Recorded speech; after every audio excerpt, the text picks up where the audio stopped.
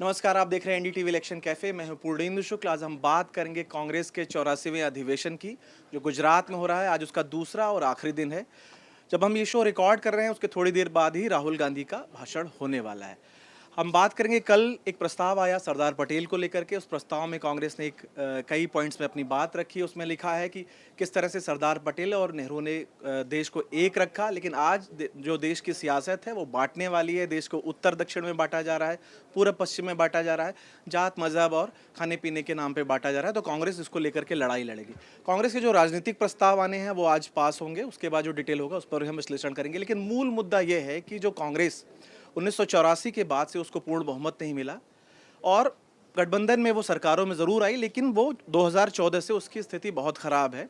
हालांकि उसको थोड़ी संजीवनी 2024 के चुनाव में मिली, उसको 99 सीटें आई, लेकिन उसके बाद जो होने वाले विधानसभा चुनाव है वो हरियाणा और महाराष्ट्र, वहाँ कांग्रेस का प्रदर्शन बहुत ख़राब रहा है। हम इस पर बात करेंगे कांग्रेस के भविष्य को लेकर के। सुमित सर, आज जो अधिवेशन जो हो रहा है, आज उसका आखिरी दिन है, तो उस अधिवेशन, इसके पहले भी अधिवेशन होते रहे हैं, उनसे क्या कांग्रेस ने क्या सीख लिया? और अभी की जो स्थिति है, जो सबसे बड़ी बात है, कांग्रेस के तमाम बड़े नेता जो छोड़ छोड़ करके पार्टी जा रहे हैं, ऐसा क्या संजीवनी फूंकने वाली है कांग्रेस इस अधिवेशन में कि पहले जो जाने वाले नेता है उनको रोक सके?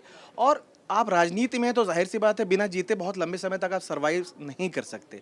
तो वैचारिक आधार बढ़ाने के लिए, संगठन मजबूत करने के लिए, ऐसा क्या इस अधिवेशन में आपको लग रहा है कि मंत्र अपने कार्यकर्ताओं में कांग्रेस फूंकने वाली है?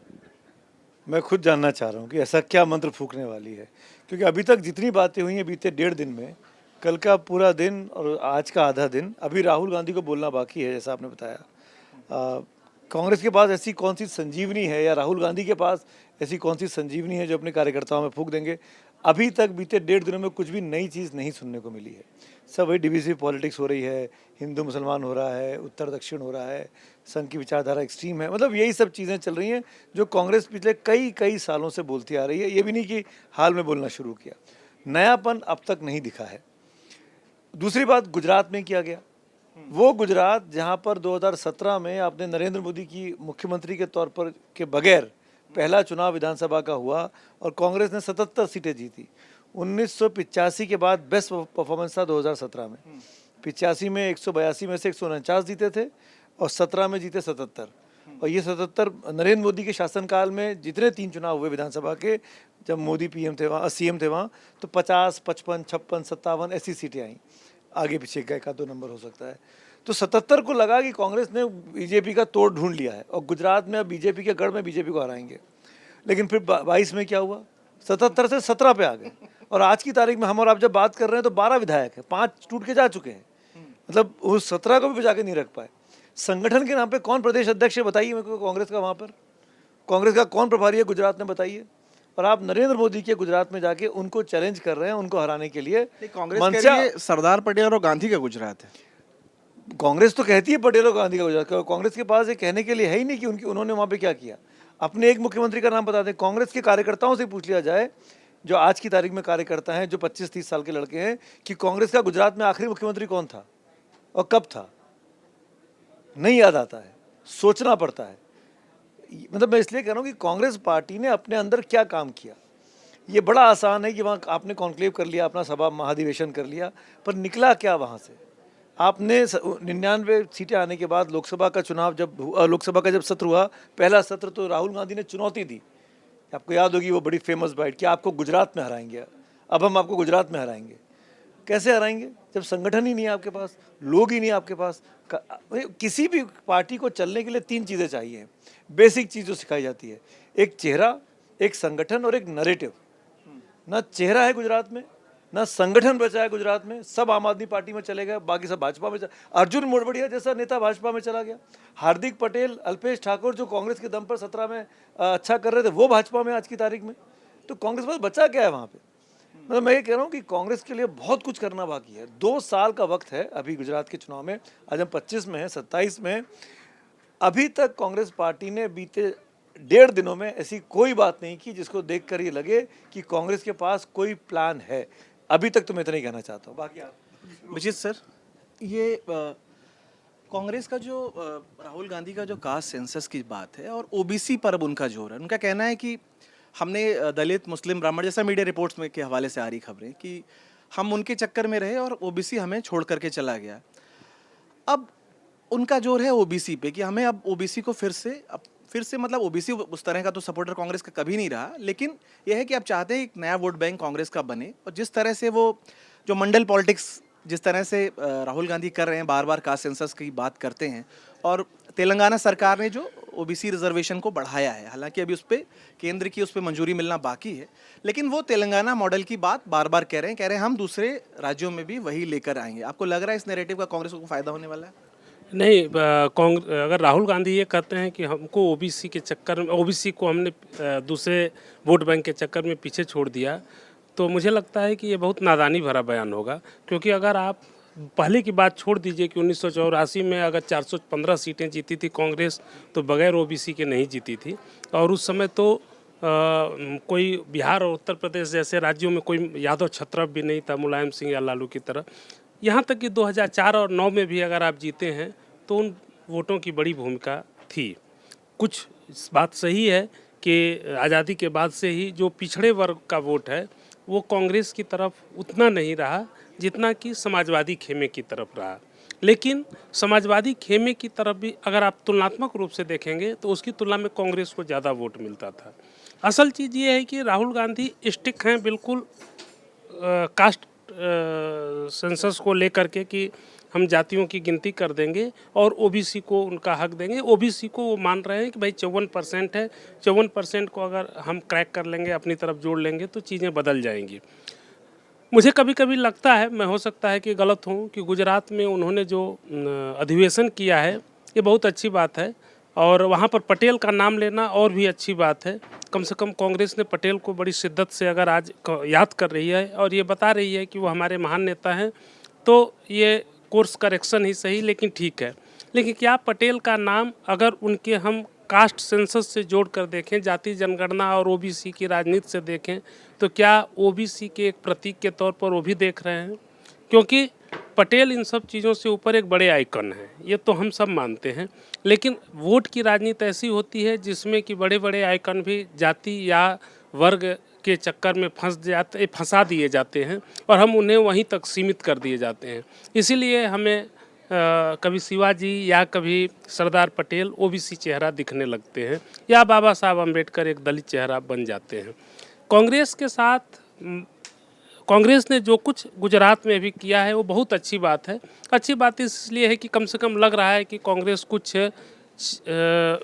में थोड़ा स्पंदन आया है, कांग्रेस थोड़ी हिलती डुलती दिख रही है। और उसने गुजरात में जाकर के कहा जहाँ पर 2.5 साल बाद चुनाव है। लेकिन मेरा सवाल इससे आगे है कि क्या 2 साल बाद कांग्रेस फिर गुजरात पर यही ध्यान देगी? क्या इस समय ये ध्यान बिहार में नहीं दे सकती थी? जिस समय बिहार में चुनाव होना है और आप बिहार में पिछली बार 70 सीटों पर जीतकर 19 सीटें ही 70 सीटों पर लड़कर 19 ही जीते थे। क्या ये अधिवेशन बिहार में अगर होता, बिहार के किसी पटना में भी नहीं, किसी छोटे शहर में होता और वहाँ से कुछ माहौल बनता? कांग्रेस का जो तर्क है कि सरदार पटेल की 150वीं जन्म जयंती है और गांधी जी के राष्ट्रीय अध्यक्ष हुए उसका 100वां शताब्दी वर्ष है। बिल्कुल, ये सही है, ये चीज़ सही है। लेकिन आप इस चीज़ को जोड़ने के लिए, बात कल कांग्रेस ने कहा भी है इन दोनों चीज़ों को जोड़ करके, लेकिन ये चीज़ें पहले भी आई हैं। जब गांधी जी के 100 साल पूरे हुए थे तब तो कांग्रेस ने वहाँ नहीं किया था, या सरदार पटेल के भी 100 साल हुए थे नहीं, क्योंकि वहाँ पर तो आज 64 साल के बाद कांग्रेस का कोई अधिवेशन हो रहा है। मैं छोटे जगह की बात मैंने जो की वो मुझे गुजरात से ही आइडिया आया। गुजरात में ही 1938 का जो हरिपुरा वो अधिवेशन हुआ था, वो सूरत के पास एक छोटे से गांव में हुआ था, जिसने कि कांग्रेस में सबसे ज़्यादा देखें तो डेमोक्रेटिक सेटअप को आगे बढ़ाया था, जिसमें नेताजी सुभाष चंद्र बोस अध्यक्ष थे और वो खड़े हुए थे गांधी की आइडियोलॉजी के खिलाफ। और गांधी और नेताजी दोनों के बीच असहमतियां सामने आई थी, खुलकर आई थी।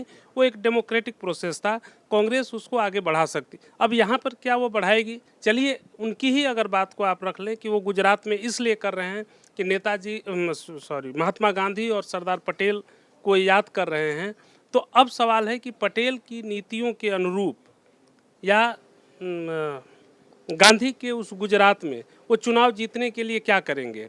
सुमित जी ने जो सवाल उठाया वो सवाल वहाँ पर अब भी है जब कांग्रेस ये कहती है कि हम एआईसीसी के लोग यहाँ चुनाव लड़ेंगे, तो सवाल उठता है कि बिना क्षेत्रीय आधार के आप एआईसीसी के बल पर चुनाव कैसे लड़ लेंगे और कैसे जीत लेंगे।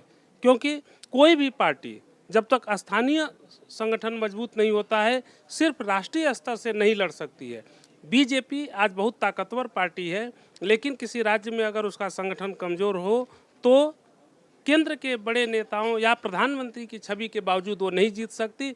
अगर वो हरियाणा में और महाराष्ट्र में जीत गई, लेकिन झारखंड में नहीं जीत पाई, तो आपको वहाँ पर ज़मीनी स्तर पर आप अपने संगठन को कितना मजबूत करते हैं। मैंने बिहार की बात इसलिए कही कि आपको हर चीज़ जो आज बीजेपी कांग्रेस कर रही है, तारीखों के साथ एक तादाद में स्थापित करने की कोशिश कर रही है, वो कुछ वैसा ही है जो बीजेपी करती है। बीजेपी को इसमें महारत है। ऐसा लगता है जैसे कांग्रेस बीजेपी के रास्ते पर चल रही है। कांग्रेस के लिए अच्छा मैंने बिहार इसलिए कहा कि आज आपके लिए सबसे ज़रूरी बिहार जीतना है। आप आज बिहार पर अगर ज़्यादा फोकस करेंगे, वहाँ पर अगर आपकी सरकार बन जाएगी आरजेडी के साथ, तो आपको मजबूती मिलेगी। बिहार हाथ से निकल जाएगा और 2017 में जब गुजरात में होगा, उस समय आप कहीं केरल या त्रिपुरा में जाकर के अधिवेशन करेंगे तो उससे कोई फायदा नहीं। मैं एक चीज आप एक वहाँ पर वो सिर्फ 1 किलोमीटर की पदयात्रा 24 मिनट की तो सिर्फ टोकन से ही सारी चीजें नहीं हो सकती, जबकि आप विचित्र जी, देखिए मैं आपको बताऊं, आप बार बार बिहार का जिक्र कर रहे हैं। देखिए बिहार में कांग्रेस नंबर 2 की पार्टी है, 70 सीटों पे लड़ती है। और गुजरात देखिए भाजपा की प्रयोगशाला है। भाजपा 95 में गुजरात में आई, उसके बाद कभी सत्ता में कांग्रेस नहीं आ पाई। लास्ट उनके जो मुख्यमंत्री थे वो 95 से पहले थे। तो देखिए आप गुजरात के पॉलिटिकल इंपॉर्टेंस को इसमें कम मत समझिए। दूसरी बात यह है कि आप तो कांग्रेस कम समझती है, मैं तो कम समझता ही नहीं हूँ। मैं तो कम नहीं समझता हूँ। कांग्रेस अगर उसको समझती, बिहार वाले मैं बिहार इसलिए बोल रहा हूँ कि कांग्रेस अगर उसको समझती तो जो कांग्रेस 2017 में 77 सीटें जीती थी, वो अपने नेताओं को वहां पर संगठन के लोगों को बचाती, और 2022 के चुनाव में अगर कांग्रेस मजबूती से समझती तो वहां पर नेताओं को प्रचार के लिए भेजती। आपकी बात नहीं, बात आप बताइए कि मल्लिकार्जुन खड़गे प्रचार के लिए गए थे। राहुल गांधी 2022 में सिर्फ एक प्रचार किए थे। सोनिया गांधी तो अस्वस्थ थी, प्रियंका गांधी नहीं गई थी। ये कौन सी राजनीति और कांग्रेस का चुनाव प्रचार था जो गुजरात में चला था? एक चीज और आपकी बात में मिला दूं, अभी राहुल गांधी इसके पहले जब गुजरात गए थे, गुजरात में उन्होंने भाषण दिया था कि हमारे कुछ नेता भाजपा से मिले हुए हैं और 40-50 लोगों को तो निकाल देना चाहिए तुरंत। ये राहुल गांधी का भाषण गुजरात में दिया गया था। तो राहुल, ये हम सब जानते हैं जो कांग्रेस पार्टी को थोड़ा बहुत भी समझते हैं, कि कांग्रेस पार्टी के अंदर भाजपा के इनरोड्स हैं गुजरात में। भाजपा की आप कह सकते हैं कि खाए पिए पे वहाँ पे कांग्रेस पार्टी चल रही है, और इसीलिए अर्जुन मोढवाडिया जैसा नेता चला गया, हार्दिक पटेल चला गया, इसीलिए अल्पेश ठाकुर चला गया। सर एक चीज इसमें बस खाली जोड़ दूं, आप जो कह रहे हैं ये कांग्रेस कोई पहली बार, रोहन गुप्ता तो खैर छोटे, खैर मैं सर एक चीज खाली कह दूं, जो राहुल गांधी ने संगठन के स्तर पर बोला, क्योंकि आज राहुल गांधी के बारे में पास सिर्फ संगठन है। जब कांग्रेस राजीव गांधी के पास सत्ता थी तो उन्होंने सत्ता के बारे में भी बोला था, जब वो प्रधानमंत्री बने थे, कि सत्ता के दलालों से बचो। किससे बचो और कैसे बचो, ये उन्होंने भी नहीं बताया, इन्होंने भी नहीं बताया। तो इस तरह के बयान करके आप जो जेन्युइनली काम कर रहे हैं उनका भी मनोबल तोड़ते हैं। आपके पास साधन है, आप चाहें तो सारी व्यवस्था कर सकते हैं। तो कांग्रेस को मूल ध्यान इस पर देना है कि कहाँ कहाँ चुनाव हो रहा है। कांग्रेस आज लार्जर देन लाइफ वाली स्थिति में नहीं है। उसको ये मौलिक सवाल या अपने समस्या को समझना चाहिए। बाकी तो सही बात है गांधी और पटेल का। तो संजय सर, जो कल की बात थी कि आरोप था कि आजकल जो बांटने वाली राजनीति हो रही है उससे हमें मुकाबला करना है। सरदार पटेल ने, उन्होंने ये भी उदाहरण दिया कि आरएसएस पे 1948 में प्रतिबंध लगाया था, तो उन्होंने देश को, पटेल ने और नेहरू ने जोड़ा। बीजेपी और जो इस तरह की पार्टियां वो देश को बांटने का काम कर रही हैं उत्तर दक्षिण में।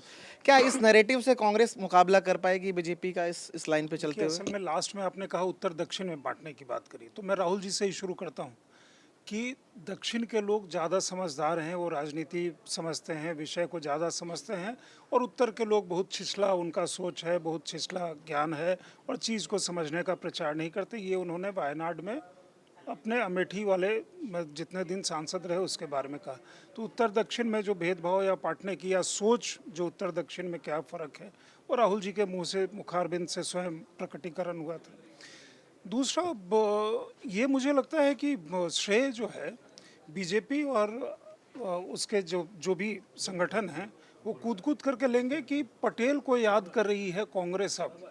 जिस पटेल को भूल गए थे उस पटेल को याद करने की ज़रूरत सिर्फ इसलिए आ पड़ी कि बीजेपी ने उनको अडॉप्ट कर लिया। स्टैच्यू ऑफ यूनिटी दुनिया का सबसे बड़ा एक ताबूत वहाँ पे एक यूनिटी वो खड़ा है और आज एक बहुत बड़ा टूरिज्म का प्लेस है। इसीलिए और कांग्रेस ने मोदी- याद दिलाया कि आरएसएस पे प्रतिबंध लगाया था सरदार पटेल अब ने। याद दिलाया, बहुत अच्छी बात करी। कम से कम उन्होंने याद किया पटेल को, ये सबसे अच्छी बात है। दूसरी चीज़ ये है कि मोदी जब वहाँ चीफ मिनिस्टर थे तो मोदी छोटे सरदार कहे जाते थे, बड़े सरदार सरदार पटेल और मोदी छोटे सरदार, वो फीलिंग वो कंटिन्यू कर रही। आज खड़गे साहब ने भी उनको याद किया जो सभागार में है। देखिए टोकिज्म सिंबॉलिज्म वो भी मतलब ज़बरदस्ती का जब आपके माथे पे थोप दिया जाए तब चले। दो तीन चीज़ें यहाँ पे अहम हैं, चूँकि गुजरात की भी बात होगी, बिहार की भी बात होगी। इंटरनल कॉन्ट्रडिक्शन राहुल जी के स्वयं के बयान में इतना होता है कि संगठन आप खड़ा करेंगे कैसे। पिछले संगठन सोनिया गांधी सबसे लंबे समय तक, अब बाबा भी आ गए हैं, सुमित थे ही, सादाब हैं ही, जो लोग कांग्रेस को बहुत अच्छा जानते हैं और बहुत अंदर से जानते हैं। सोनिया गांधी सबसे लंबे समय तक कांग्रेस की अध्यक्ष रहीं। जब सोनिया गांधी अध्यक्ष रहीं तो यूपी में राहुल गांधी और प्रियंका गांधी के मुंह से हमने क्या सुना कि संगठन जो है यहाँ है ही नहीं।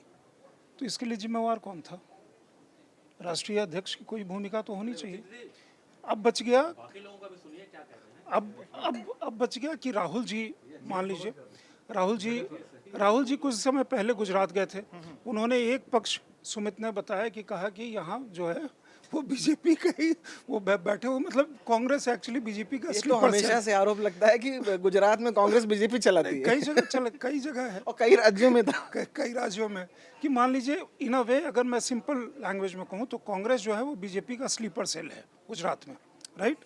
और यहाँ से हमें सबको बाहर कर देना चाहिए। अभी तक कोई बाहर नहीं हुआ है कि उनको आइडेंटिफाई करो, उनको नेम करो, उनको वो करो और उसके बाद बाहर करो। आज किसी ने ये सवाल खड़गे साहब से भी पूछा था तो उन्होंने कहा कि हाँ वो हम इसके बारे में सोचेंगे। तो ऐसा कह करके दूसरी चीज़ है, बिहार का जिक्र आया। बिहार में राहुल गांधी कहाँ गए थे? कन्हैया कुमार के कैंपेन में। कन्हैया जी क्या कहते हैं? सबसे आज़ादी चाहिए थी उनको, अब वही काम सब वो कर रहे हैं। वंशवाद से आज़ादी, जातिवाद से आज़ादी, फलाने से आज़ादी, चिल्लाने से आज़ादी, बाकी सब चीज़ सब वही कर रहे हैं। कन्हैया कुमार जी मतलब प्रकांड जेएनयू में कोई 35-40 साल की उम्र तक वो पढ़ते रहे थे, तो बहुत पढ़े होंगे इसीलिए इतनी देर तक पढ़ते रहे जेएनयू में। वो क्या कहते हैं कि बिहार में इंडस्ट्रीज इसलिए आ रही हैं, और उनके कार्यक्रम का नाम क्या है? पलायन नॉर्मल रोको। जिस एज में आदमी पीएचडी करता है उतना ही कर रहे थे, उससे बहुत एक्स्ट्रा एज नहीं थी। मैंने कुछ पता नहीं मतलब वो 40 तक आप पहुंचा दे। हम जो 35 तक ही कर रहे हो, नॉर्मली जो पढ़ाई के साथ पीएचडी बाद में कुछ करते हुए बहुत लोग करते हैं, लेकिन सिर्फ पीएचडी कर जो बैठ करके करते रहते हैं, मैं उस संदर्भ में कह रहा हूँ। बहरहाल पलायन रोको। पलायन शुरू कब हुआ बिहार में और कौन जिम्मेवार है? लालू यादव और कांग्रेस की सरकार ही जिम्मेवार है ना पलायन के लिए। हमारे जैसे लोग या जो बाकी लोग, शिक्षा के संस्थान किसने बर्बाद किए बिहार में? बिहार में इंडस्ट्री किसने ख़त्म की? पहले कांग्रेस, पिछले मतलब कांग्रेस और लालू तो साथ साथ, पहले कांग्रेस उसके बाद कांग्रेस लालू दोनों साथ साथ। लेकिन अब तो 20 साल से तो अब 20 साल जेडीयू से और बीजेपी का है ना, ठीक 20 है, के तो कुछ टाइम पलायन छोड़ रोकें देते हैं। कैसे? इंडस्ट्री, भाई साहब कन्हैया कुमार जी कह रहे हैं कि वो आएगा तो पानी चुरा के ले जाएगा। पानी चुराने के फिराक में इंडस्ट्री सब यहाँ आ रहा है। अब ऐसे प्रकांड विद्वान के उसमें वो गए हुए हैं बिहार में कैंपेन करने, और कांग्रेस के नेता में आपस में वहाँ जो भी हो गया वो हुआ, वो उसके वीडियो चारों तरफ है। वो बाकी सब चीज़ें हैं, लालू के साथ हैं कि खिलाफ हैं, अभी तक उनको खुद ही पता नहीं है। तो लालू जी की भूमिका, और बिहार में कांग्रेस एक चुनाव जिसका बार बार जिक्र आ रहा है कि जिसमें मतलब 15 वाले चुनाव में कुछ सीटें आ गई थी, जिसमें उससे इधर उधर देख लीजिए लोकसभा में भी और बाकी में भी, तो वहाँ पे स्थिति ये है। आप जब विचार की क्लैरिटी होगी, ऑर्थोपेडिक सर्जन आप हैं और नहीं हैं, मैं राहुल गांधी हूँ लेकिन राहुल गांधी नहीं है, जिसे आप राहुल गांधी समझ रहे हैं वो राहुल गांधी को मैंने मार दिया। अरे भाई तो जिंदा कौन है?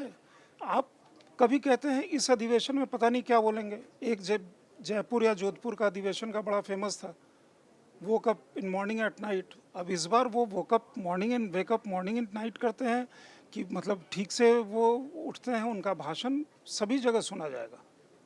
और राहुल जी का भाषण बहुत ध्यान से, कांग्रेस वाले नहीं, बाहर वाले भी बहुत ध्यान से सुनेंगे। तो 35 साल हो गए कांग्रेस बाहर है गुजरात में, और खुद ही का क्या है कि ये बहुत लंबा प्रोजेक्ट है, ये 25-30 साल का प्रोजेक्ट है। तो 25-30 साल तक तो मान लिए कि गुजरात में और नहीं आना है। अभी बोल करके आए हैं ना कि 25-30 साल का ये प्रोजेक्ट है रिबिल्डिंग का, और इसमें हम ऐसे करेंगे वैसे करेंगे। तो कांग्रेस अधिवेशन करने का पार्टी को पूरा अधिकार है। एक बड़ी खबर ये थी कि प्रियंका जी को कोई नया रोल मिलेगा यहाँ पे। अभी तक दो ही खबर आई है कि पटेल को वो याद कर रहे हैं और प्रियंका जी को कोई रोल मिलने वाला है। बाबा, एक तो जो ये संजय सर ने सवाल उठाया है कि क्या प्रियंका गांधी को कोई बड़ा रोल मिलने वाला है, वो मैं कैसे बताऊं, खड़गे साहब राहुल गांधी बताएंगे। और दूसरा और क्या खबर, बाबा आप कुछ खबर लेके आ रहे हैं अधिवेशन मेरी की? खबर नहीं है कोई। जो एक बात जो इस अधिवेशन में राहुल गांधी कहने की कोशिश कर रहे हैं, वो अब उन्होंने राहुल गांधी का स्पीच अब हो गया है, बाबा सुन के आए। अच्छा, सुन थोड़ा के सा ठीक है। सुन के आए, क्योंकि आप लोगों ने सुनने नहीं दिया। माफी चाहते हैं फोन पे फोन किए जा रहे थे।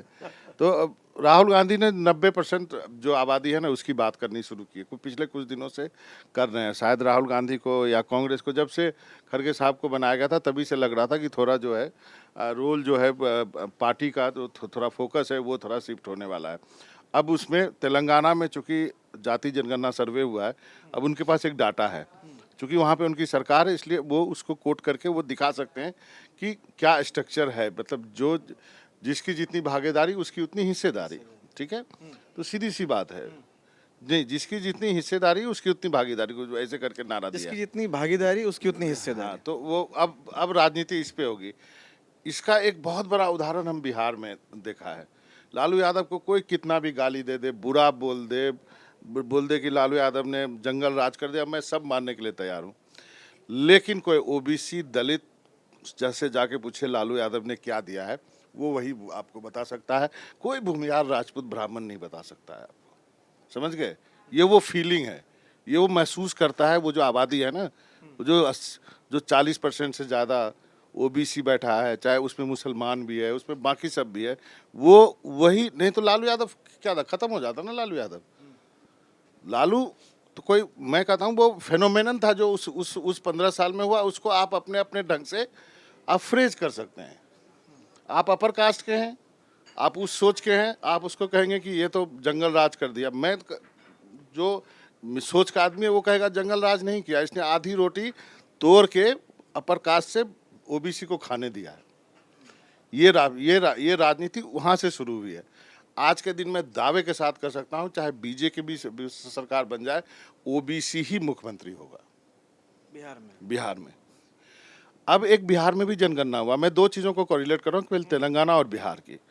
अब बिहार में भी डाटा है। नीतीश कुमार की हिम्मत नहीं है कि उसको वो इम्प्लीमेंट करके उस ढंग से दिखाए, हालांकि वो कोशिश कर रहे हैं। वो अपनी आखिरी राजनीति लड़ाई लड़ रहे हैं। वफ़ के बाद क्या होगा वोटिंग टर्म में, ये मैं नहीं कह सकता।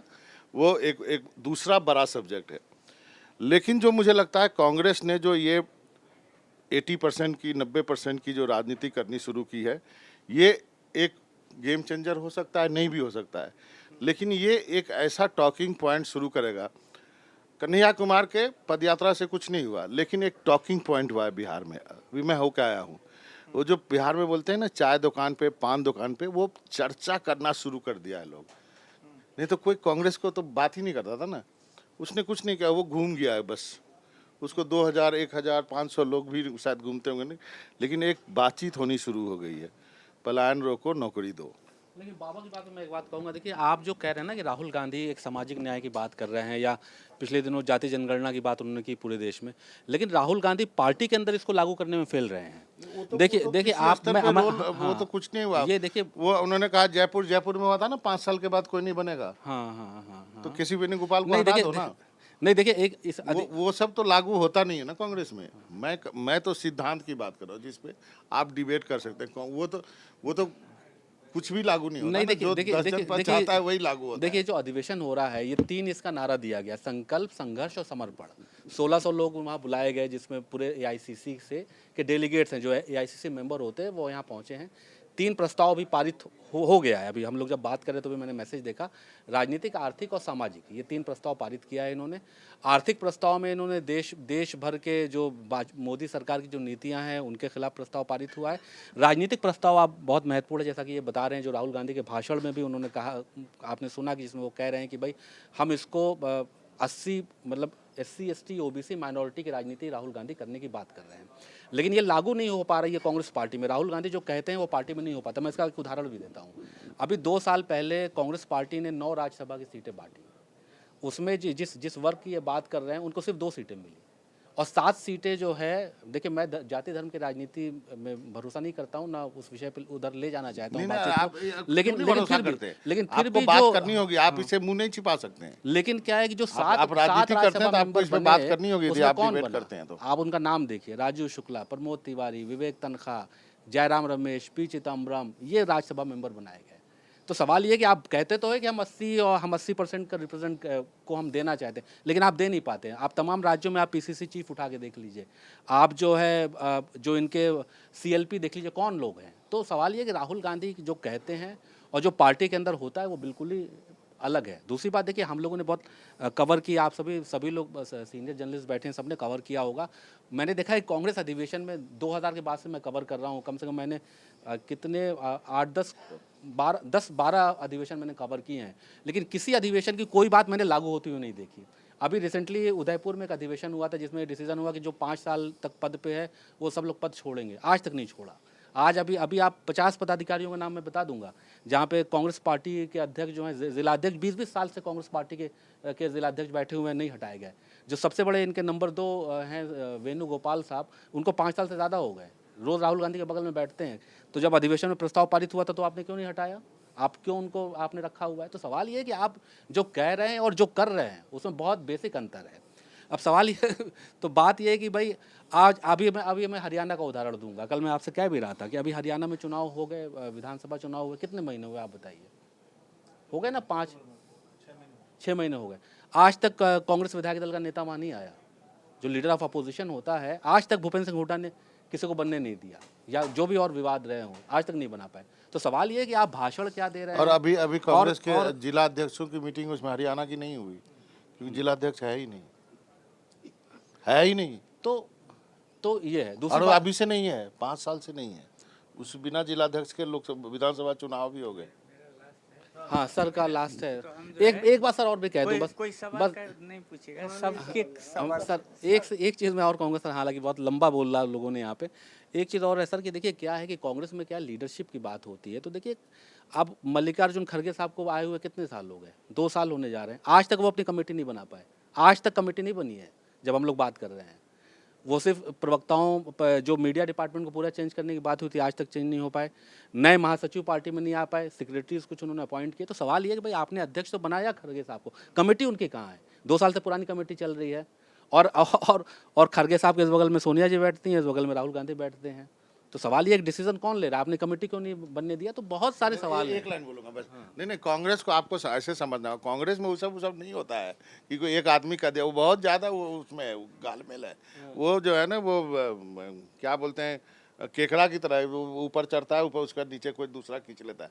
वो कांग्रेस में ऐसा नहीं चलता कि तय हो गया तो हो जाएगा। मैं सर आप बोलने से पहले एक बात बोल दूं बाबा, ये मीडिया सर्किल में बात होती है कि जो कांग्रेस कवर करने वाले रिपोर्टर्स हैं वो जितना मुखर होकर कांग्रेस को क्रिटिसाइज करते हैं, बीजेपी कवर करने वाले रिपोर्टर उस तरह से नहीं करते। चलिए सर, सही नहीं है ये बात।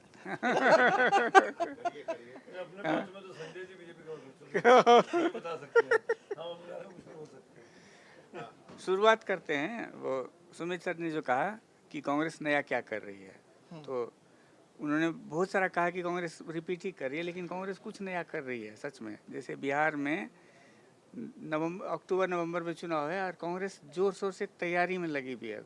ये जो है कांग्रेस का प्लेबुक नहीं है। कांग्रेस के बारे में हम लोग बोलते हैं ना कि टूरिज्म पॉलिटिक्स होता है, पैराशूट होते हैं, उसके बाद से ये नया है कांग्रेस का। 2 साल के बाद गुजरात में चुनाव है, कांग्रेस ने उसके शुरुआत की नींव रख दी है, ये कांग्रेस के लिए नया है। तो ये दोनों चीज़ तो नया है।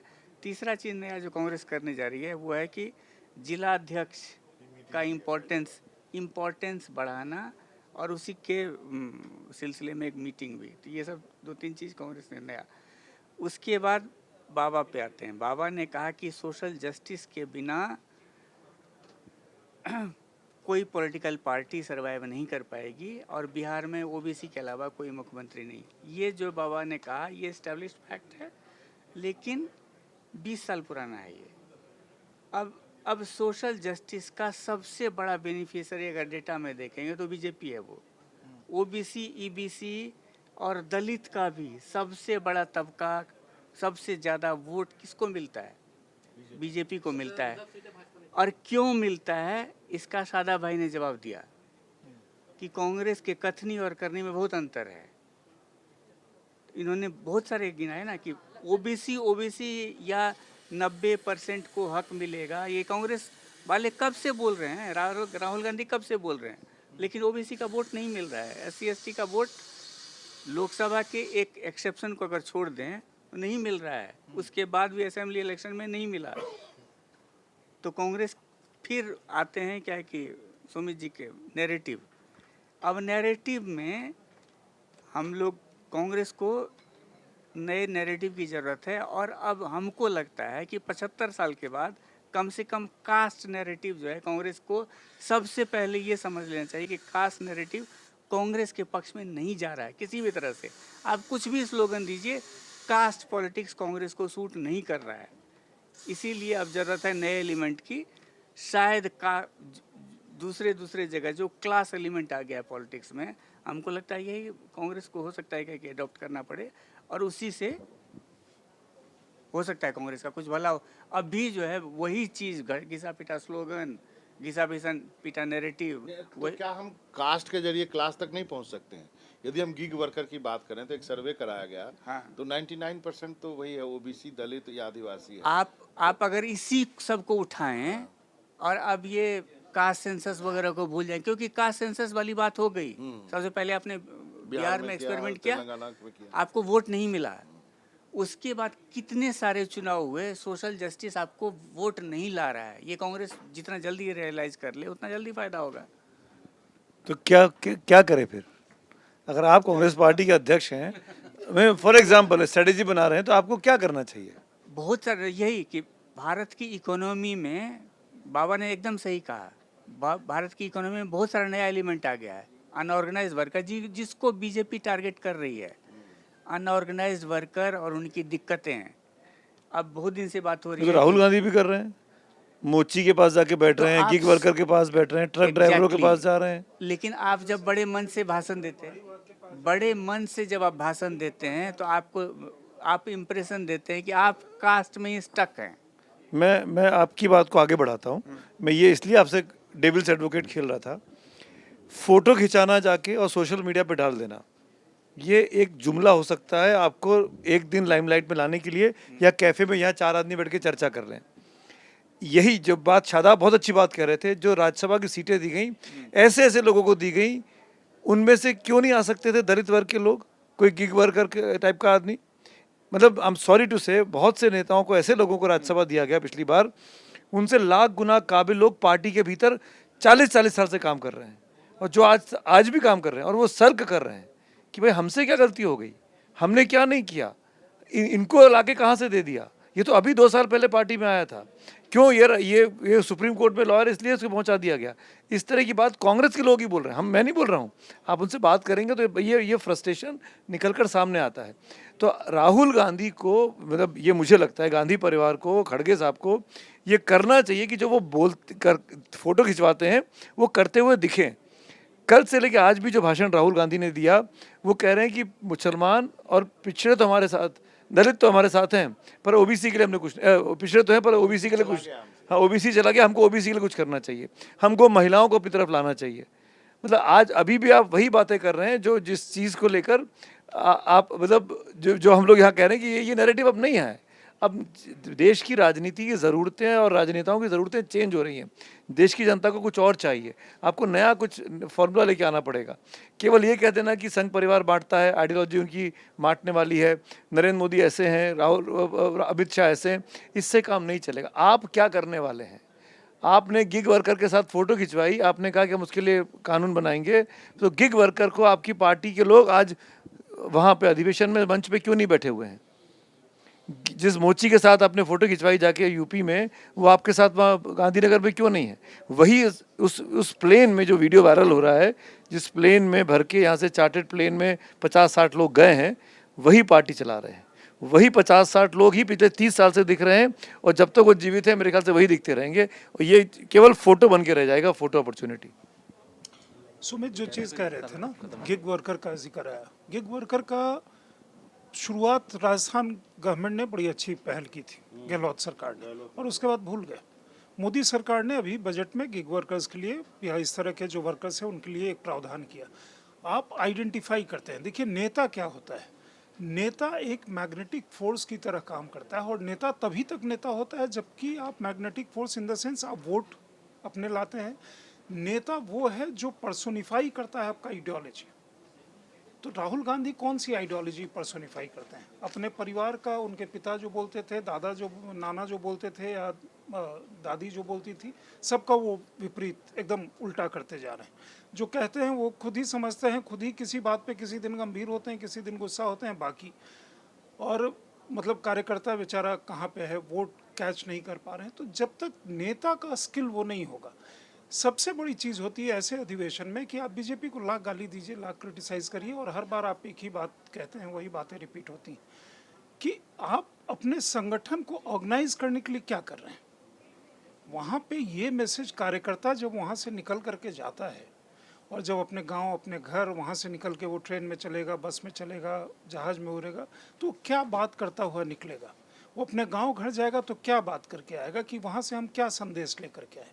ये सबसे मूल चीज़ होती है किसी भी संगठन की, किसी भी उसमें। तो उसके लिए क्या मैसेज है, मैं क्यूरियस हूँ वो जानने के लिए। चूँकि यहाँ बैठा था राहुल जी ने, उसके लिए क्या मैसेज दिया, खड़गे जी ने उसके लिए क्या मैसेज दिया, सोनिया गांधी का कल जो मार्गदर्शन, वो जो भाषण शायद होगा, उसमें वो इस चीज़ के लिए क्या कहती हैं, बाकी तो समझ गए। देखिए इसमें जो राजनीतिक दूसरी चीज़ है कि तेलंगाना और कास्ट सेंसस की बहुत बात थी। इन्होंने कहा कास्ट कांग्रेस एक ऐसा ग्रुप था जो एक प्री इंडिपेंडेंस एक बड़ा सा टेंट था जिसमें सभी आइडियोलॉजी के लोग थे। अकेली पार्टी, भले ही बनाया ब्रिटिशर्स ने, माने अंग्रेजों ने बनाया उस पार्टी को, लेकिन एक बड़ा टेंट था। उसके बाद कांग्रेस इम्प्लिसिट लेवल पे अंडर करंट था कि ये मतलब ब्राह्मण हो गया, बाकी हो गया। आज जो जैसे वो 80-90% कह रहे, तो माइनस अपर कास्ट, माने पूरा देश ना, माइनस अपर कास्ट जो 8-10% या 20%, 12%, 14%, पूरा देश अब उनकी राजनीति करेगी। तो इससे बड़ा छलावा, अपने आप को धोखा देने वाला चीज़ क्या हो सकता है?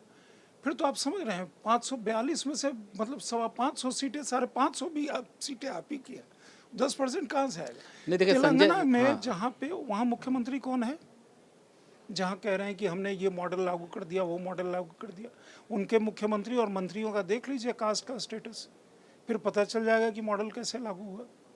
नहीं वही तो बात हम संजय जी ने जो कहा वही हम कह रहे हैं कि वो लागू नहीं करा पा रहे हैं। देखिए कांग्रेस पार्टी के अगर आप नेताओं से बात करें तो एक मोटे तौर पे पार्टी के अंदर एक बात यह है कि जैसे बिहार में जो आइकॉन कन्हैया कुमार भी आए हैं, वो बेगूसराय से ही पहले, यहाँ तो इस बार 4% वोट है जिससे वो बिलोंग करते हैं, जिसका उससे देखिए कांग्रेस के अंदर एक इस बात को लेकर सहमति है कि जैसे भाजपा देखिए बड़ी एग्रेसिव धर्म की पॉलिटिक्स कर रही है, तो कांग्रेस के नेता कहते हैं कि धर्म का जवाब जो है वो जाति है। क्योंकि आप अब जब वो सनातन की बात करते हैं, हिंदू धर्म की बात करते हैं, तो यानी वो 80-85% की बात करते हैं। जैसा कि योगी उसके सबसे बड़े एक आप कह सकते हैं कि फ्लैग बीरर हैं। तो कांग्रेस के लोगों को लगता है कि धर्म को हम जाति से काट सकते हैं, तो जाति में हम फिर इसको गोल बंद कर सकते हैं, लेकिन वो ज़मीन पे नहीं दिखता है। देखिए आप देखिए राहुल गांधी को आपने पिछले दिनों देखा होगा, कभी वो किसी कुली के यहाँ गए, किसी मैकेनिक के यहाँ गए, किसी जो मछली बेचने वाले लोग हैं उनके यहाँ गए, अलग अलग देश में गए, तो वो एक सिर्फ फोटो ऑप बन के रह गया। वो एक अच्छी पहल थी कि आप गरीब के घर में जाते हैं। अच्छा, राहुल गांधी को आपने देखा होगा कि सफ़ेद टी-शर्ट पहन के घूमते हैं, लेकिन उसका एक उन्होंने दिखाने की कोशिश की कि जैसे आम नौजवान है उस तरीके से हम एक हाफ टी शर्ट पहन के घूम रहे हैं, लेकिन वैसे ही उनकी आप कह सकते हैं परसेप्शन नहीं बन पाया। या तो वैसे नौजवान उनसे जुड़ते लोगों को लगता है कि हाँ भाई ये गरीबों का नेता है, एक टी शर्ट और एक हवाई चप्पल पहन के घूम रहा है, तो वैसी छवि भी नहीं बन पाई। तो कुल मिलाकर देखिए एक राहुल गांधी की छवि एक कंफ्यूज नेता के तौर पे बन गई है। अब उसमें बड़ा रोल सोशल मीडिया का भी रहा है, बीजेपी आईटी सेल का रहा है, उनकी कुछ अपनी गलतियां भी रही होंगी कि आज उनकी ये छवि बनी है। तो मुझे लगता है कि जो कांग्रेस पार्टी को जो सबसे ज़्यादा एड्रेस करने वाली चीज़ है वो है लीडरशिप। क्योंकि अगर देखिए भारत की जनता को अगर चुनाव करना होगा और एक तरफ वो नरेंद्र मोदी को देखेगी तो दूसरी तरफ कांग्रेस में वो किसको देखेगी। तो स्वाभाविक है कि कांग्रेस पार्टी गांधी परिवार से बाहर नहीं देखती है, वो राहुल गांधी को देखती है। तो जब जनता कंपैरिजन करती है तो उसको मोदी जी ठीक लगते हैं। दूसरी बात, इन्होंने जाति की बात राहुल गांधी कर रहे हैं, लेकिन राहुल गांधी को ये भी समझना पड़ेगा कि जाति के नैरेटिव में भी नरेंद्र मोदी, अमित शाह या भाजपा ने उनको पीछे कर दिया है। ज़्यादा अभी SC/ST की सारी सीटें, मैक्सिमम सीटों पर भाजपा जीत गई। हालांकि इस बार कांग्रेस ने डेंट किया था हाँ, डेंट किया है, 2024 क्योंकि के वो चुनाव संविधान में। बदलने वगैरह की बात पे मोदी जी ने खुद भी भाई ओबीसी में वो आ गए।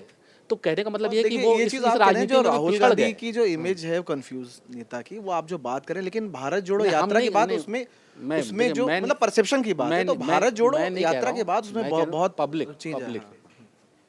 बाबा, बस ये बाबा, चूंकि आप अब बात पूरी कर नहीं पाए थे, इसलिए मैं एक चीज जो कांग्रेस बार बार आरोप लगा रही है, अधिवेशन में भी खड़गे साहब ने उसका जिक्र किया है कि इंस्टीट्यूशंस पे जिस तरह का सरकार का कब्जा रहा, और कह रहे हैं इलेक्शन कमीशन, या राहुल गांधी भी बार बार कहते हैं कि CBI, ED और इस तरह का जो मिसयूज होता है, रेड डाला जाता है अपोनेंट्स के खिलाफ में। उनका कहना है कि ये लड़ाई बहुत लंबी है, बहुत आसानी से बीजेपी का मुकाबला करना, संसाधनों पर जिस तरह से बीजेपी की जो फंडिंग है, तो ऐसे में कांग्रेस उसका मुकाबला करे तो कैसे करे, ये जो सवाल है। वही रास्ता ढूंढने की कोशिश की जा रही है। जो 80-20 की बात हुई है ना, जो बीजेपी कहती है, तो वो 80 में से, अच्छा ऐसा नहीं है कि राहुल गांधी या कांग्रेस अपर कास्ट की बात नहीं, अपर कास्ट में जो गरीब है उनकी भी बात कर रही है। वो ऐसी बात नहीं है। वो उन 80% में से ज़्यादा शेयर लेने की बात हो रही है।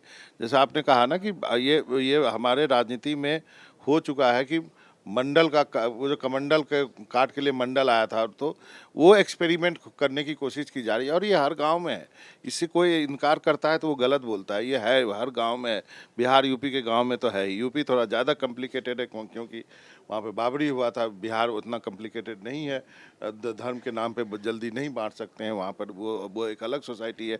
लेकिन अब बिहार में भी करने की कोशिश हो रही है। अब कुछ सर्किट बन रहा है, और कुछ पहली बार होली में सुना कि ये गाने नहीं बजेंगे और ये होंगे, वो सब भी होगा क्योंकि इलेक्शन आने वाला है। लेकिन आखिर इस मंडल की ये राजनीति, ये हिंदूवाद की राजनीति की काट के लिए कोई अपोजिशन पार्टी क्या करेगा? उनको लगता है शायद ये रास्ता है और इसी रास्ते पर जाकर कर सकते हैं, क्योंकि ऐसा स्टेट में तो हुआ ही है। लालू यादव का उदय हो, मुलायम सिंह का उदय हो, मायावती का उदय हो, ये सब क्या दिखाता है? ये सब यही दिखाता है ना। दो वर्ड बस खत्म करते हैं। 80-20 बोल करके योगी आदित्यनाथ की भाषा कांग्रेस बोल रही है अपने अधिवेशन में। इससे बड़ा क्या हो सकता है? मतलब सोच की पराकाष्ठा। तो हमने देखा कि कांग्रेस अधिवेशन, कांग्रेस के सामने जो पहाड़ जैसी चुनौतियां हैं, अब देखते हैं कि अधिवेशन से कांग्रेस अपने लिए किस तरह से रास्ता ढूंढती है। हमारी भी नज़र बनी रहेगी। आज की चर्चा में बस इतना ही। कल किसी और विषय के साथ जुड़ते हैं, तब तक के लिए धन्यवाद।